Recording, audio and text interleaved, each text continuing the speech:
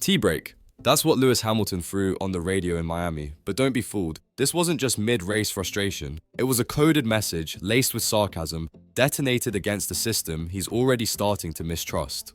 Ferrari's blunder that Sunday wasn't a one-off. It was the latest chapter in a pattern of indecision, poor judgment, and strategic paralysis that's quickly turning Hamilton's debut season into a slow-motion disaster.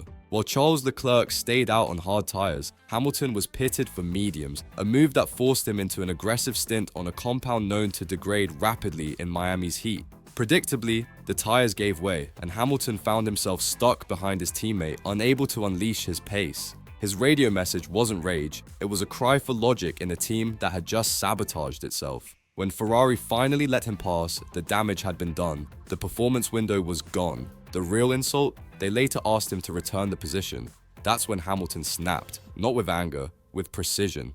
After the race, he told team boss Fred Vasseur, "Calm down, don't be so sensitive." The smile was gone. The message was clear. The strategy didn't just cost him places, it cost trust. And in a team already balancing on the edge of chaos, that's a currency they can't afford to lose. When Juan Pablo Montoya speaks, the paddock listens, not because he sugarcoats, but because he cuts straight through the pea haze. After Hamilton's explosive radio in Miami, it was Montoya who dared to say what Ferrari wouldn't admit. Lewis was right. Not emotional, not overreacting, just brutally honest in a team drowning in its own confusion. According to Montoya, Hamilton's frustration wasn't about ego, it was about being ignored. A champion pleading for rational decisions, only to be met with hesitation and half measures. The Miami pit call wasn't just wrong, it was illogical. Medium tyres in that heat, stuck behind a teammate on hards, with no real plan to recover track position. It was strategy as sabotage. And Montoya didn't stop there. He called out the bigger pattern. Ferrari has a history of choking under pressure, of playing internal politics instead of maximizing results, of making one driver feel favored while the other fights for table scraps. The Miami GP wasn't just a tactical misstep, it was a flashing red warning.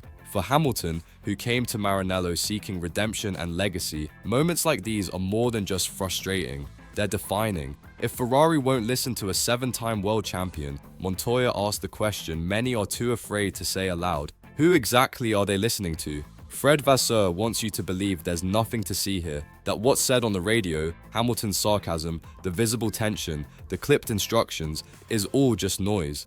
What matters, he said, is the content of the debrief.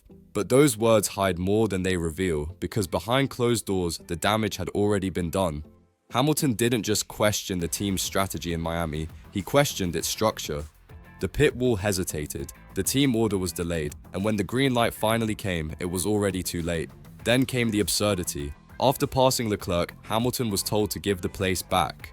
The driver, who had been forced to burn through his tyres, now had to undo the only decision that made sense. When Vasseur tried to downplay it all, Hamilton's response was icy. "Calm down, don't be so sensitive," he told his team principal after the race. Not angry, calculating. Because the problem wasn't just the call, it was the culture. A culture where indecision reigns and where listening to Hamilton, arguably the most experienced driver on the grid, is treated as optional. The debrief, Vasseur insists, was constructive. But anyone who understands how elite teams operate knows when you have to defend the process, it's because the result exposed the truth. Fred Vasseur finally admitted what the telemetry had been whispering for weeks. The SF25 is not good enough. The car's inconsistent performance, narrow setup window, and chronic sensitivity to changing conditions have left Ferrari exposed, not just to Red Bull and McLaren, but to its own internal expectations. The dream of a championship fight is slipping, and Hamilton, he walked into a storm disguised as a project. Vasseur's solution? Wait for Spain, hang hopes on a regulation tweak, a new flexi-wing directive that might shift the balance. But even that optimism comes with a disclaimer. It may change the immediate picture, he said, but not the championship. In other words, this isn't evolution, it's damage control. For Hamilton, the issue isn't just mechanical, it's philosophical. He didn't join Ferrari to gamble on minor upgrades or regulatory side effects. He came for a partnership, for a shot at an 8th title built on excellence, not on prayer. And now, he sees what others feared. Ferrari's 2025 car may already be outdated, and the politics under the skin might be even more toxic than the flawed chassis beneath him. The SF25 doesn't just lack pace, it lacks clarity. And for a driver who thrives on trust and precision, this is more than a challenge. It's a crisis of belief. After the race in Miami, Hamilton's radio went quiet, but silence in Formula One is rarely empty. It's loaded, and when Lewis Hamilton, a driver never afraid to speak truth to power, stops talking, it means something has cracked. The world heard the tea break sarcasm, but they didn't hear what came after. Because that silence wasn't a pause, it was a message, a warning. In the paddock, his body language told the rest. Controlled but cold. No rage, just disappointment. The kind that settles deep. Behind the scenes, there was no outburst in the debrief, no tantrum, only precision.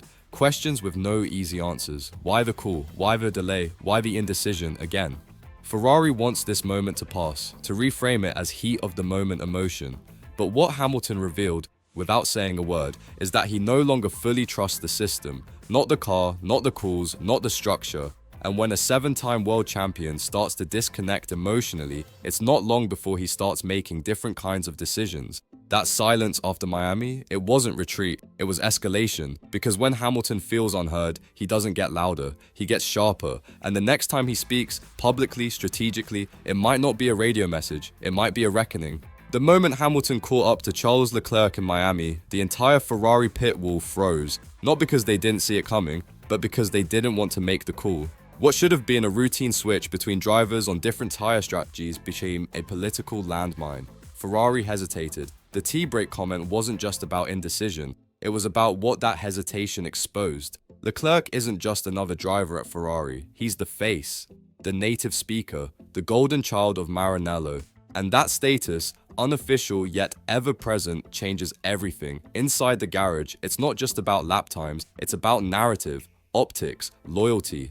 Hamilton may have 7 titles, but Leclerc has years of internal capital. And in that moment, the data lost to deference. Even when Ferrari allowed Hamilton to pass, it came too late. And then came the insult, an order to hand the place back. Not because Leclerc was faster, but because someone feared the optics of letting Hamilton shine too brightly, too soon. It was politics masquerading as strategy. Hamilton knows it. He's seen it before. Favoritism hiding behind the veil of teamwork. And in Miami, the message was unmistakable. Inside Ferrari, equality isn't given, it's negotiated, and sometimes it's denied. Miami wasn't just another race gone wrong, it was the moment the curtain dropped, and Hamilton saw what so many before him have realized too late. Ferrari is not a meritocracy, it is mythology, ritual, symbolism dressed as strategy, and when those illusions collapse, they don't do so quietly. Hamilton came to Maranello chasing legacy, not comfort. He didn't need a second act, he wanted a final, defining chapter, one forged in defiance of age, critics, and history. But what he's found so far is a team paralyzed by its own legend, where bad calls are smoothed over by charm, and responsibility dissolves in post-race platitudes. Being told to return the position to Leclerc wasn't just tactically incoherent, it was symbolically devastating. The team had asked the 7-time world champion to undo a clean, necessary pass, to surrender logic, to play by rules unspoken but deeply entrenched. That moment wasn't about racecraft, it was about status. Hamilton's response wasn't explosive, it was surgical. "Don't be so sensitive," he said. Translation: "I see what's happening and I'm not going to pretend it's normal." For Ferrari, the spell may still hold. For Hamilton, it just broke. And once that innocence is gone, what comes next is never polite. Barcelona isn't just the next race, it's the trial. The moment where promises collide with reality and where Ferrari's excuses either evaporate or expose something far more dangerous, that there is no plan at all. Fred Vasseur has placed his final chips on the new flexi-wing regulations, claiming Spain could change the picture. But what if it doesn't?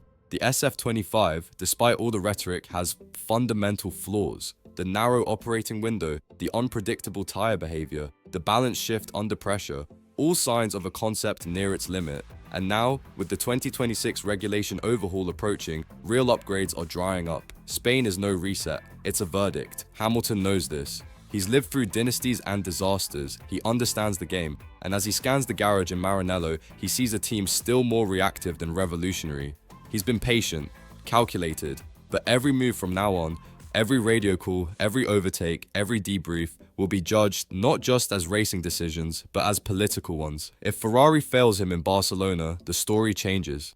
It won't be about missed strategies. It will be about a team incapable of matching its legend. And when Hamilton speaks next, not in sarcasm but with clarity, The pressure won't be on him, it will be on those who refuse to listen.